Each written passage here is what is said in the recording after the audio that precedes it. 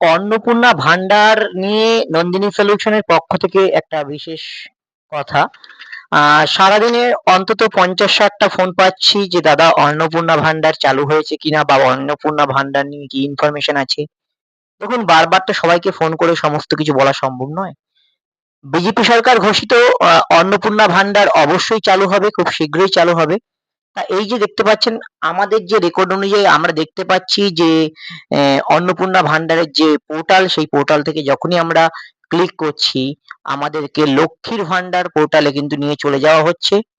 তা যতটুকু আমার ধারণা, এটা আমি আবার বলছি, আমার ব্যক্তিগত ধারণা, এটা কোনো অফিসিয়াল নোটিফিকেশন নয়, যে আমার যতটুকু ধারণা হচ্ছে যে হয়তো লক্ষ্মীর ভান্ডার যারা যারা পেতেন তাদেরকেই অন্নপূর্ণা ভান্ডারে কনভার্ট করা হবে।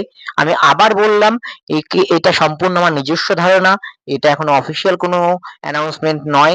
অন্নপূর্ণা ভান্ডার অফিসিয়াল যে পোর্টাল, সেই অফিসিয়াল সোশ্যাল ওয়েলফেয়ার পোর্টালের মধ্য দিয়ে আমরা দেখতে পাচ্ছি লক্ষ্মীর ভান্ডার পোর্টালে নিয়ে যাচ্ছে। তাই আপনাদেরকে, এটা আমার ধারণা, তবে আমি বললাম। তবে হ্যাঁ, অফিসিয়াল নোটিফিকেশন বেরোলে আমরা পুরো ডিটেলসটা অবশ্যই জানিয়ে দেবো, যে কিভাবে হবে, অফলাইন হবে না অনলাইন হবে, ফর্ম ফিল আপে কিরকম কি হতে পারে, আমরা অবশ্যই জানিয়ে দেবো।